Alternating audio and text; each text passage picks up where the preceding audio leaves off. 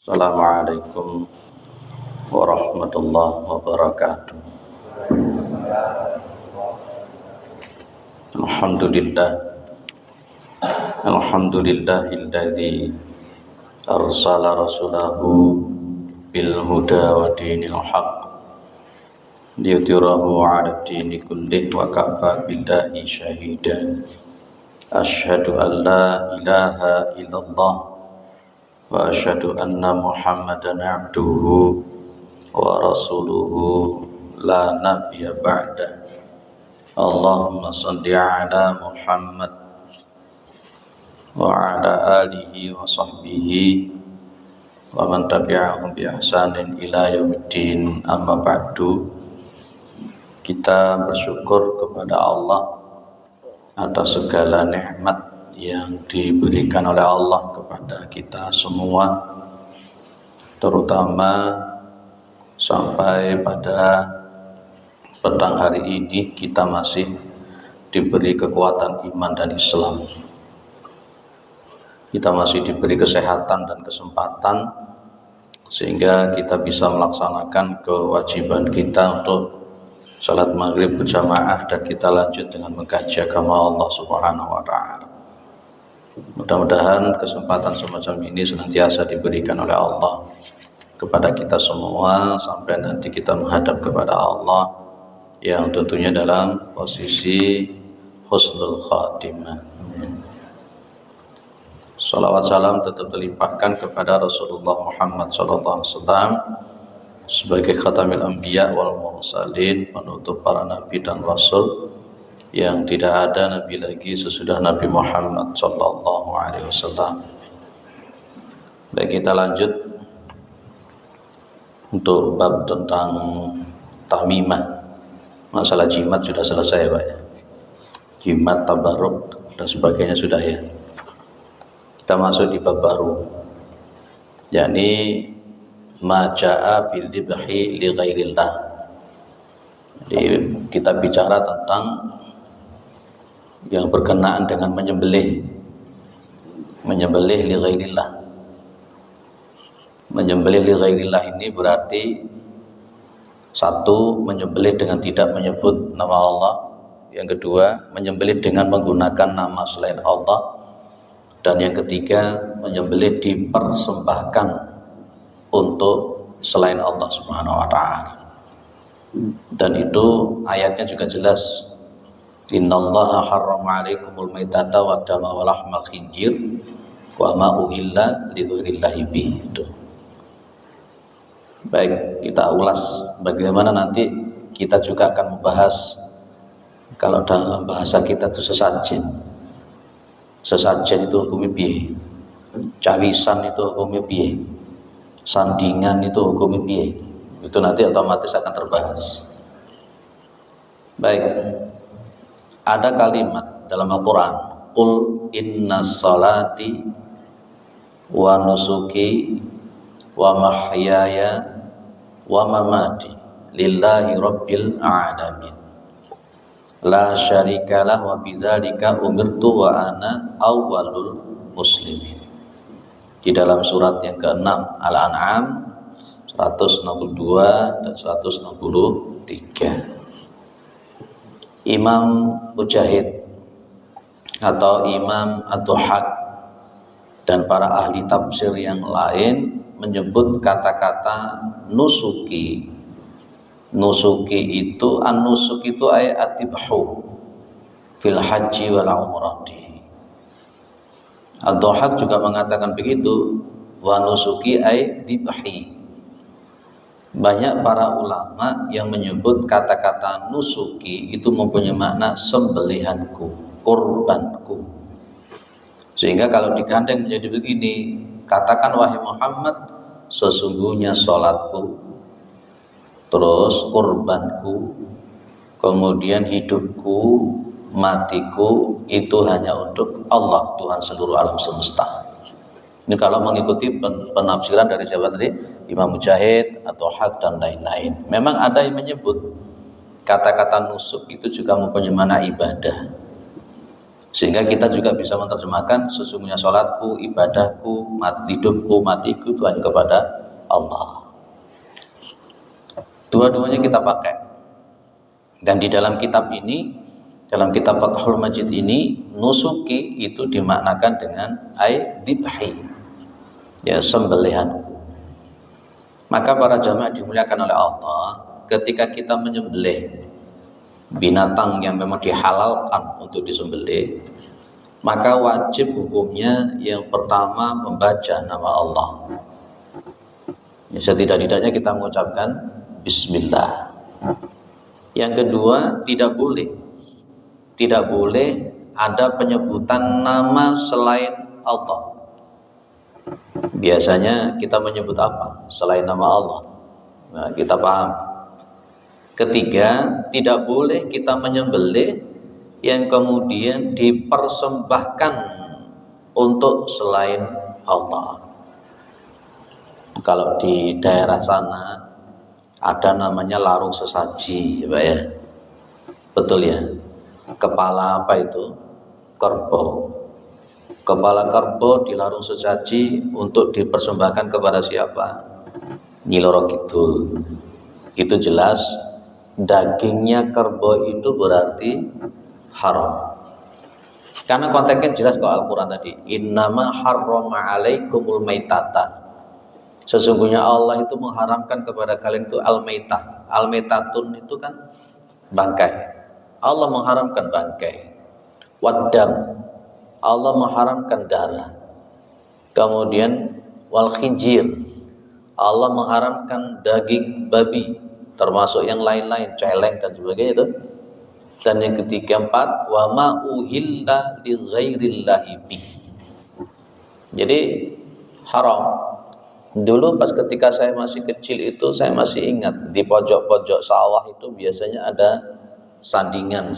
Namanya orang Jawa bilang sandingan ya Pak. Itu ayam, ada telur, ada apa itu. Untuk siapa itu Pak? Katanya untuk Dewi Sri namanya katanya. Dewi Sri itu siapa? Katanya Dewi Sri itu untuk yang menyuburkan tanaman macam-macam. Nah ini kan berarti apa itu? Sudah menjadi bentuk politeisme, bukan monoteis lagi. Maka ayam yang digunakan untuk itu sesuai dengan Al-Quran, maka dia haram.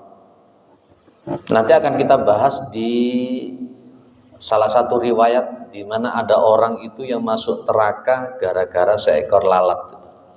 Nanti akan saya setelah ini kita bahas hadisnya itu berkenaan dengan dalil masalah semacam itu. Ada dulu pas kalau mau bangun rumah, kemudian menyembelih sapi umpamanya begitu. Kemudian kepala sapinya itu ditanam. Betul ya Pak ya? Dulu masih ada begitu Pak. Ditanam di bawah fondasi itu, katanya untuk A, B, C, D, E. Ini pun juga sama. Maka ketika memang sapi itu digunakan untuk itu, penyembelihannya untuk itu, maka hukumnya haram untuk dimakan. Haram itu memakai kalimat tadi apa? Wa ma uhilla li ghairillahi bi. Itu di surah Al-Baqarah juga ada itu. Di dalam surah Al-Baqarah. Ayat berapa? Saya lupa. Nanti kita akan ketemu di situ. Baik. Para jamaah yang dimuliakan oleh Allah Subhanahu wa taala, maka di dalam surah Al-Kautsar itu ada kalimat fasalli li rabbika wanhar. Wanhar itu nahar. Nahar itu berarti menyembelih kurban. Jadi wajib hukumnya menyembelih itu hanya kepada Allah. Diniatkan karena Allah, menyebut nama Allah Subhanahu wa taala. Maka di konteksnya surah Al-An'am ini memakai lillahi rabbil alamin. Tidak boleh kepada yang lain-lain. Nah, ada yang bertanya, kalau sembelihannya ahlul kitab itu halal atau tidak? Katanya di dalam fikih-fikih itu ada yang menghalalkan karena ahlul kitab. Saya berpegang kepada pendapatnya Ibnu Umar radhiyallahu anhu. Apakah ahlul kitab yang disebut dengan di dalam Al-Quran itu sama dengan ahlul kitab yang zaman sekarang? Kalau dia mengatakan Uzair anak Allah, ketika dia mengatakan mohon maaf Isa anak Allah, apakah itu masuk ahlul kitab atau masuk kategori syirik? Kalau Ibnu Umar menyebut itu syirik, itu musyrik, dan otomatis pun juga nanti penyembelihannya pun juga berbeda namanya. Ya, berbeda. Maka saya cenderung pada pendapatnya Ibnu Umar. Baik, fasalli li rabbika wanhar. Para jamaah yang dimuliakan oleh Allah Subhanahu wa taala. Ada sebuah riwayat. Jadi di dalam riwayat itu ada dua orang laki-laki. Marra rajulani ala qaumin lahu sanamun. Marra rajulani ala qaumin lahum sanamun. Ini hadis dari jalur Tariq bin Syihab. Hadis yang sahih. Dua orang ini jalan, pas ketika dia berjalan ketemu dengan suatu kaum. Yang kaum ini punya sonamun, patung, yang untuk disembah, untuk dikultuskan. Kemudian la yajuzuhu ahadun hatta yuqarriba lahu syai'an. Jadi salah satu dari dua orang ini tidak boleh untuk melewati itu. Tidak boleh untuk melewati kaum itu yang punya patung. Sebelum atau sampai dia itu hatta yuqarriba lahu syai'an, sampai dia itu mempersembahkan sesuatu kepada patung itu. Jadi setiap orang yang lewat di situ harus mempersembahkan sesuatu untuk patung tersebut. Harus itu, termasuk dua orang ini. Faqalu li ahadihima qarrib, qala laisa indi syai'un qarrib. Mereka ngomong korban, sembahkan korban untuk patung. Nah, ini yang salah satu disuruh untuk berkorban ini bilang, saya tidak punya sesuatu apapun untuk saya korbankan. Lah kaum tadi ngomong, qalu lahu qarrib walau dubaban. Silahkan kamu kurban, ya, persembahan untuk patung meskipun dengan dzubab. Dzubab itu lalat. Silakan kamu persembahkan untuk patung itu meskipun cuma dengan seekor lalat. Faqarraba dzubaban. Maka orang ini kurban pakai seekor lalat. Fakhallu sabilahu fadakhalan nar. Maka kaum ini membiarkan dia lewat. Akhirnya orang ini masuk ke dalam neraka. Hanya dengan seekor lalat. Kalau dengan seekor lalat saja mempersembahkan sesuatu kepada selain Allah di dalam hadis ini, fadakhalan nar, apatah lagi yang lebih besar daripada lalat, sapi, kambing, ayam, ataupun yang lain. Ini hanya seekor lalat, dia dipersembahkan kepada patung. Lah satunya lagi disuruh kurban. Pas ketika disuruh kurban itu, dia ngomong makuntu liqarriba li ahadin syai'an dunallahi azza wa jalla. Saya tidak akan pernah berkorban. Saya tidak akan menyuguhkan sesuatu, saya tidak akan mengkorbankan sesuatu kepada sesuatu pun selain Allah. Tidak mau saya. Akhirnya apa? Fadarabu ulqahu. Maka mereka kaum ini memenggal kepalanya. Fadakhala al-jannah, maka dia itu masuk surga. Ada yang masuk neraka gara-gara seekor lalat. Ada yang masuk surga gara-gara juga seekor lalat. Clear ya Pak. Jadi mempersembahkan sesuatu kepada selain Allah itu hukumnya haram, tidak boleh. Dan di situ memakai kalimat fadakhala an-nar. Kalau umpamanya begini, nun sewu. Dulu biasanya nenek-nenek kita itu di kamar di malam-malam tertentu. Biasanya ada apa itu Pak? Ono kopi, ada rokok, bahkan ada nasi juga itu. Masih ada di sini yang melakukan itu. Itu masuk kategori ini atau tidak? Mempersembahkan sesuatu kepada selain Allah. Dan dong-dongi kemudian mereka mengatakan gawe sopo, untuk siapa? Nanti dia mau pulang meminum kesukaannya lah ini. Itu akidahnya siapa? Itu adalah akidahnya Hinduisme, Buddhisme. Nah, itu kita tidak boleh begitu. Jadi mempersembahkan sesuatu kepada selain Allah hukumnya tidak boleh, haram. Dan sembelihannya itu tadi tidak boleh dimakan karena itu hukumnya juga haram. Di salah satu riwayat itu Kanjeng Nabi memakai kata-kata la'ana. Memakai kata-kata la'ana. Itu dari sahabat Ali bin Abi Thalib. Apa kata Rasulullah Muhammad sallallahu alaihi wasallam? La'anallahu man dabaha atau dabiha li ghairillah. Ini pakai la'ana. Kalau pakai kata-kata la'ana itu kan berarti sesuatu yang menunjukkan kepada sesuatu yang haram. Nah, maka namanya laknan atau laknat itu mempunyai makna al-bu'du an madhanir rahmati wa mawatiniha. Itu namanya laknat. Jadi namanya laknat itu al-bu'du itu kan jauh. Jauh dari sesuatu yang memang dirahmati oleh Allah. Berarti yang namanya laknat itu tidak akan pernah dirahmati oleh Allah, dibenci oleh Allah Subhanahu wa taala.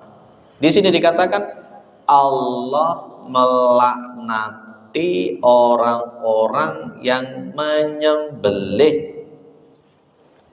li ghairillah, untuk selain Allah, untuk selain Allah. Berarti kalau memakai kata-kata la'ana itu menunjukkan sesuatu yang haram. Itu di surah Al-Baqarah 173 penguatnya yang tadi saya sebutkan di awal tadi. Wa ma uhilla bihi li ghairillah. Jangan lihat surah Al-Baqarah 173. Itu orang-orang yang menyembelih diperuntukkan kepada selain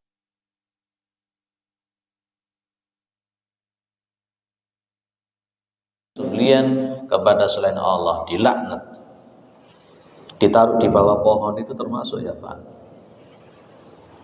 Iya benar ya, termasuk menyembelih sesuatu ditaruh di bawah pohon. Kalau dalam bahasa kita namanya apa sekarang itu Pak? Punden ya namanya Pak. Betul, taruh di bawah pohon. Katanya kalau tidak begitu nanti simbah reksa muring-muring. Ya itu juga termasuk begitu. Kenapa kita mesti takut semacam itu? Akhirnya mengadakan persembahan-persembahan di bawah pohon itu. Nah itu sama mirip dengan yang sudah kita bahas di 1 bulan yang lalu berkenaan dengan namanya Dzatu Anwat. Orang-orang jahiliyah itu punya pohon yang gede, pohon sidra, rantingnya banyak. Jadi kalau setiap mau perang itu tombaknya ataupun pedangnya itu ditaruh di ranting-ranting pohon itu. Mereka meyakini kalau sudah ditaruh di ranting-ranting pohon itu, ditaruh di ranting-ranting pohon itu, mereka yakin akan menang. Dalam bahasa kita nanti muncul yoninya. Itu Rasulullah pas ketika mereka minta semacam itu, Rasulullah langsung takbir. Allahu Akbar, hadza kama qala Musa. Kama qala Musa li Bani Israil. Wali hadza kama qala Bani Israil di Musa alaihissalam. Itu tidak boleh. Itu namanya imah, tidak boleh. Clear ya Pak? Kemudian apa lagi? Ada 4 poin yang memang dilaknat oleh Allah Subhanahu wa taala. Poin pertama tadi, orang yang menyembelih untuk selain Allah itu dilaknat oleh Allah. Yang kedua, la'anallahu man awa muhdisan. Allah itu melaknati orang-orang yang melindungi perbuatan-perbuatan jahat. Muhdisan itu memang ada 2 makna, ada 2 makna. Ya, ada memaknakan muhdisan itu orang yang membuat hal yang baru, atau muhdisan itu orang-orang yang melakukan kejahatan-kejahatan. Yang terkuat pendapatnya adalah orang-orang yang melakukan kejahatan-kejahatan. Sudah tahu dia salah, sudah tahu dia tidak benar, tapi tetap dibelani dan ditutup-tutupi. Itu Allah melaknati orang semacam ini. Ini biasanya, mohon maaf, ranahnya ke penegak-penegak hukum ini, para hakim dan sebagainya itu. Ya, makanya kan benar kata Nabi, namanya hakim itu satu kakinya di surga, satu kakinya di neraka.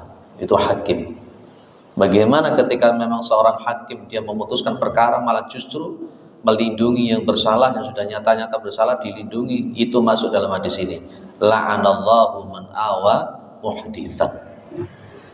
Poin yang ketiga yang termasuk dilaknat oleh Allah siapa lagi? La'anallahu man la'ana walidayhi.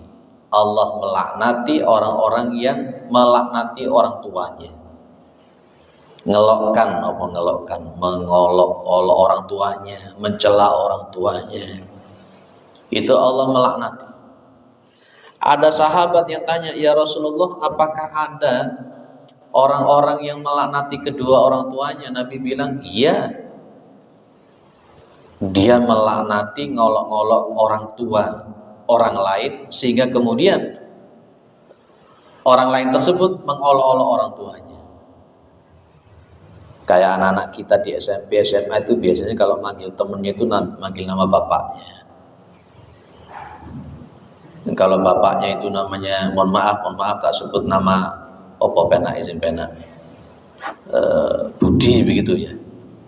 Manggil temannya di begitu ya. Akhirnya temennya itu yang manggil Budi tadi dengan panggilan bapaknya juga. Mungkin namanya Agus, panggil Gus begitu. Itu masuk ranah la'anallahu man la'ana walidayhi. Tidak boleh. Apatah lagi memang betul-betul nyata-nyata mencela, mengolok-olok, melaknati orang tuanya sendiri. Dan itu termasuk hukum dosa besar. Minal kabairi syatmur rajuli walidayhi. Termasuk dari dosa besar itu ketika orang itu mencela orang tuanya sendiri. Kadang-kala kita itu tidak terasa kalau nih orang tua itu. Orang tuanya gaptek itu, kemudian anaknya ngomong, ibu ini jadul,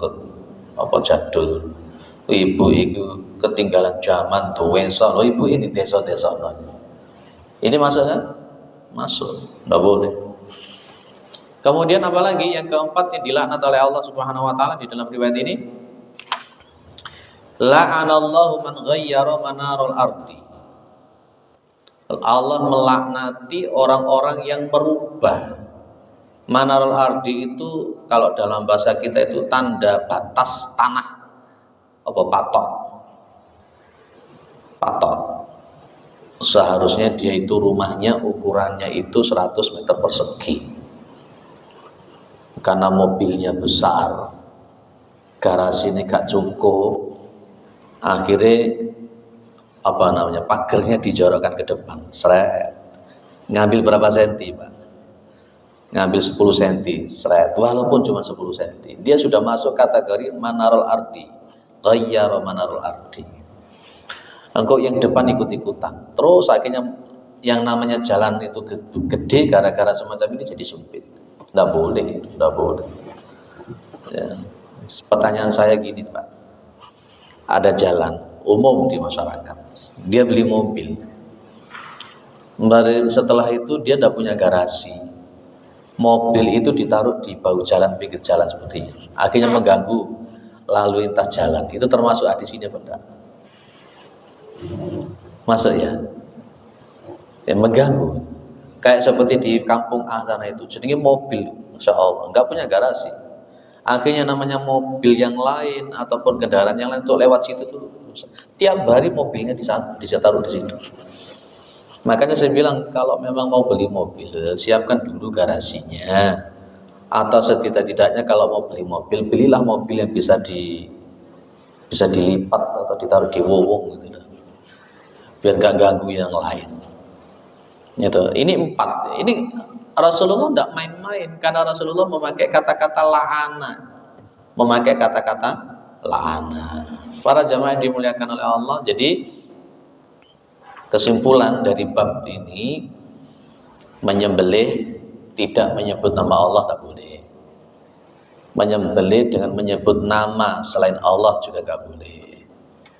Menyembelih dipersembahkan untuk selain Allah juga tidak boleh. Yang tadi di dalam sebuah riwayat Yang sahih, kalau ini tadi kan yang saya sebut terakhir itu riwayat Muslim. Riwayat Muslim, hadis yang sahih dari Ali bin Abi Thalib. Kalau yang riwayat yang tadi, dua orang yang berjalan tadi itu juga sahih dari riwayat Tariq bin Syihab. Ini perilaku-perilaku yang semacam itu, kita menyembelih kepada selain Allah itu tidak diperkenankan. Dan hewan-hewan yang disembelih dengan seperti yang saya sebutkan tadi, itu hukumnya haram untuk dimakan. Clear ya Pak? Nah, kita lanjut kalau begitu.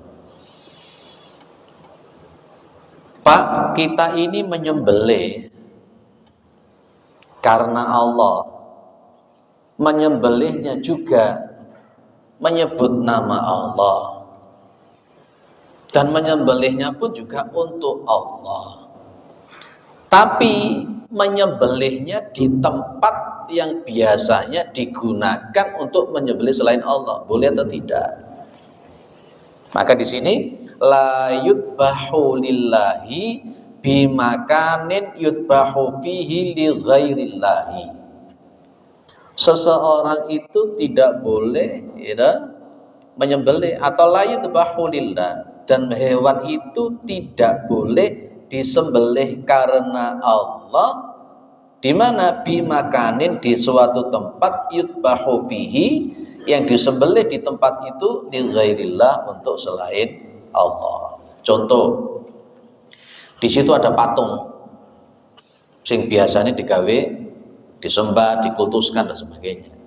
Kita menyembelih di situ, walaupun kita menyembelihnya itu bukan untuk patung itu, walaupun kita menyembelihnya itu tetap membaca bismillah, itu dilarang. Tidak boleh. Di situ ada pohon gede yang biasa dikasih sesajen macam-macam di situ. Kita menyembelihnya di situ. Walaupun kita itu bukan untuk pohon itu, bukan karena pohon itu, dan tetap kita mengucapkan bismillah ketika menyembelih, itu tetap tidak diperkenankan.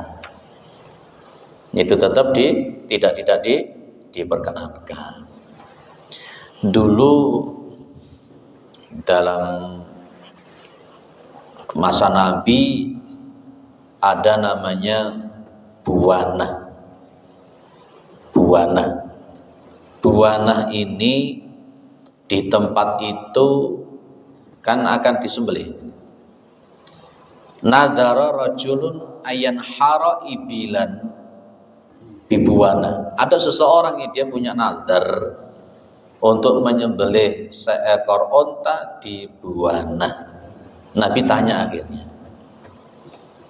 Nabi tanya sama orang itu, hal kana fiha wathanun min authanil jahiliyati yubadu. Ini pertanyaan Nabi. Hal fiha wathanun, apakah di sana di buana itu ada wathanun? Apa Pak bedanya dengan sonamun atau asnam sama authanan? Biasanya kalau yang namanya asnaman atau sonamun itu sesuatu yang sifatnya dipahat, gitu ya, patung. Tapi kalau wathanun atau jamaknya itu authanan, biasanya sesuatu yang tidak dipahat. Kalau pohon itu namanya wathanun atau authanan. Kalau patung yang dipahat itu namanya asnam. Nabi bilang, apakah di situ ada wathanun? Wathanun sesuatu yang dikultuskan, kayak pohon, kayak batu yang dikultuskan di situ. Mungkin juga kalau memang punden itu dijadikan kultus dan sebagainya, bisa masuk watan. Nabi tanya, apakah di situ ada wathanun, ada sesuatu watan? Ya, benda-benda tertentu, hal-hal tertentu seperti pohon, batu yang termasuk dari patung-patung atau sembahan-sembahan orang-orang jahiliyah yang dikultuskan, yang disembah. Qalu, maka mereka mengatakan la, tidak. Nabi tanya lagi, ya, fahal kana fiha idun min a'yadihim, apakah di Buwana itu ada Id, perayaan-perayaan, ritual-ritual jahiliyah yang dilakukan di situ? Qalu la. Mereka mengatakan tidak. Nah, jadi ini dua tempat ini tidak boleh Pak kita itu untuk menyembelih di situ. Satu, ketika di situ memang ada patung, ada sembahan, ada kultus-kultus terhadap sesuatu hal, kita tidak boleh menyembelih di situ. Atau ada ritual-ritual syirik yang dilakukan di situ, maka kita tidak boleh untuk menyembelih di tempat itu. Kenapa bisa begitu? Itu yang kita sebut dengan sadud dari'ah, menyumbat kepada sesuatu yang dilarang, sesuatu yang dilarang oleh syariat, tidak boleh. Maka kita itu menyembelih kepada tempat-tempat yang diperbolehkan, tempat-tempat yang diperbolehkan. Nah, pas ketika mereka ditanya apakah di situ itu ada patung atau sesembahan-sesembahan yang dilakukan di situ, ataukah di situ ada ritual-ritual yang dilakukan di situ dari kaum jahiliyah dan sebagainya, mereka mengatakan tidak. Maka Nabi bilang aufi binadrika, penuhi nadar. Ini menunjukkan sesuatu nadar itu hukumnya wajib untuk dilakukan. Jenengan nadar, aku engkau anakku lulus dari pondok, saya nadar, saya tak berkorban seekor sapi. Itu nadar, wajib harus itu. Clear apa? Oke. Di daerah kita ini yang biasanya digunakan untuk hal semacam itu di mana ya? Kalau di daerah Dawu sana masih banyak. Pohonnya itu kemudian dikasih kayak sarung dan sebagainya. Ya, kayak sarung. Kalau saya ke Bali sana masih banyak. Di Bali itu di tengah-tengah itu di Denpasar kalau tidak salah itu kan ada pemakaman. Di pemakaman itu ada kuburan yang di tengah-tengahnya pohon gede. Ya, di situ sing ziarah ke situ ya orang Hindu juga orang Islam. Saya tanya-tanya di situ, katanya dulu dia ini mualaf. Begitu pas mualaf pakai mukena sholat tahajud, katanya mereka. Kemudian ditusuk karena dianggap leak. Dan tombaknya juga dikubur, katanya itu seperti itu. Alam itu mitos. Nah, seperti itu. Oke. Nah, ada yang didiskusikan? Monggo silahkan di bab ini.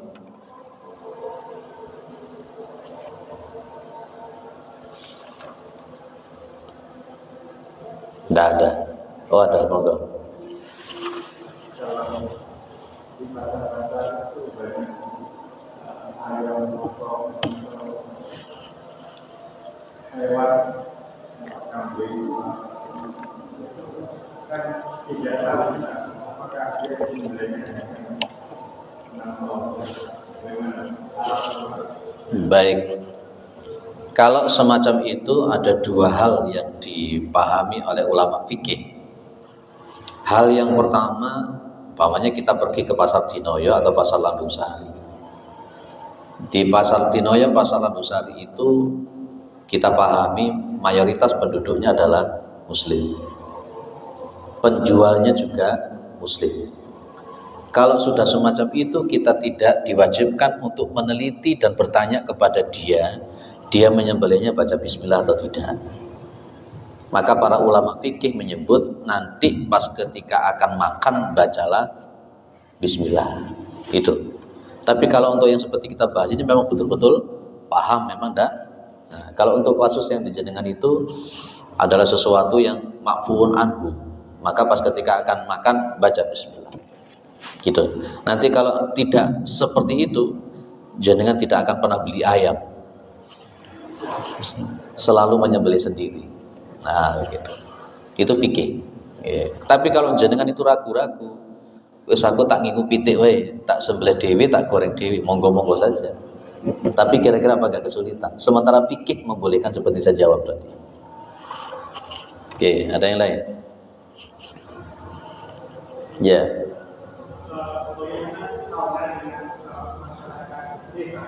Yang masih mempertahankan ada istiadat seperti halnya takdir ketika menjelang panen.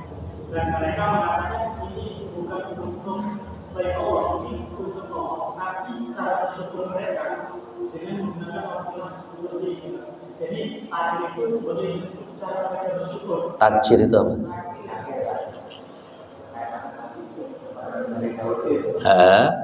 Terus dibuat kajatan. Jadi takdir itu kayak ada makanan dan itu mereka buat di dalam panen. Terus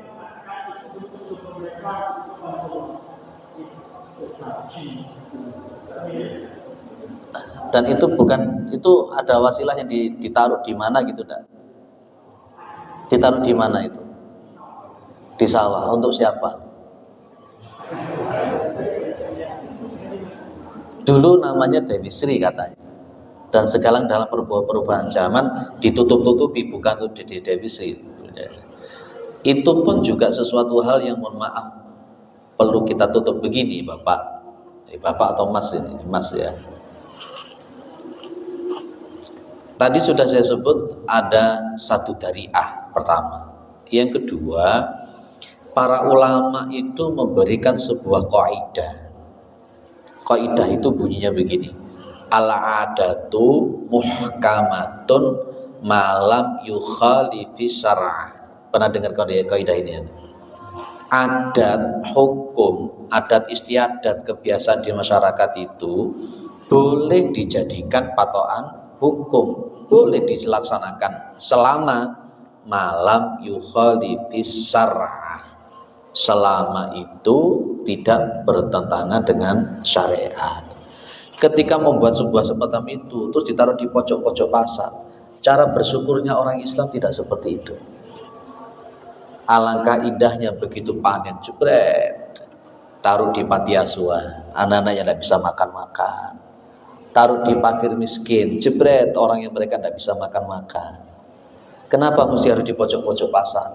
Pojok-pojok pasar, pojok apa tadi? Sawah. Terus yang makan siapa? Itu kenapa apa tidak masuk ranah ayatnya Allah, innal mubadzirina kanu ikhwana syayatin. Sesungguhnya orang-orang yang mubadzir itu temannya setan. Ditaruh di pojok-pojok, apa fungsinya ditaruh di pojok-pojok sawah? Lah, itu dari situ saja sudah kelihatan. Lah, maka yang semacam ini kalau menurut saya tidak perlu dilakukan. Cara bersyukur itu ada aturannya. Kalau pada zaman dulu lengkap itu, ditaruh di pojok-pojok, ada ingkung, ada telur, ada macam-macam. Gitu ya, Pak. Itu kalau bahasa Jawanya orang dulu itu namanya apa? Sandingan. Sandingan. Ya sandingan itu ya sajen sebenarnya. Oke. Kalau dulu saya masih kecil suka ke sawah-sawah itu senengan golek ngono kuwi. Jenenge ora ero ya. Jenenge ndak tahu. Ndoke dicupuk, pitike dicupuk. Ada yang lain? Hanya pakai nama lain, tapi sebenarnya itu adalah wis. Clear? Nah, di situ ada istilah ayat. Di situ ada istilah ayat. Ayat itu berarti jamak dari Aidun. Aidun itu kan artinya hari raya. Hari raya yang dimaksud di konteks ini adalah Rasulullah Muhammad SAW menyebut ada ritual-ritual yang sifatnya menyekutukan Allah. Ada ritual-ritual yang sifatnya menyekutukan Allah, kita tidak boleh menyembelih di situ. Tidak boleh di salah satu kampung sana itu ada pohon gede, beberapa tahun tidak dilakukan. Setelah tidak dilakukan itu, katanya ada banyak orang kesurupan. Begitu ada orang kesurupan, akhirnya diadakan lagi untuk mengadakan taruh ke pohon-pohon itu. Masya Allah, subhanallah. Itu ya, mudah-mudahan bermanfaat. Ini sedikit tapi betul-betul bisa kita pahami, dan termasuk nanti ketika kita melakukan nazar dengan menyembelih sesuatu, itu pun juga ada aturannya. Tidak boleh kita hanya sekedar aku nadar nyembelih wedhus, aku nadar menyembelih kambing. Tidak hanya sekedar itu, ada aturannya bagaimana nadar itu. Pak, insya Allah nanti akan kita bahas di pertemuan yang akan datang tentang nadar itu kayak apa. Hukumnya nadar itu gimana. Kira-kira ketika ada orang yang mengatakan mau melakukan kebaikan saja kok harus nadar. Mau melakukan kebaikan saja kok harus nadar. Umpamanya contoh, kalau anak saya lulus saya tak akan menyembelih. Wong mau menyembelih kurban saja kok nunggu. Nah, itu hukumnya gimana nanti itu akan kita bahas insya Allah di pertemuan yang akan datang insya Allah. Mudah-mudahan bermanfaat. Mudah-mudahan kita ini adalah orang-orang yang husnul khatimah. Amin. Subhanakallahumma wa bihamdika asyhadu an la ilaha illa anta astaghfiruka wa atubu ilaik. Assalamualaikum warahmatullahi wabarakatuh.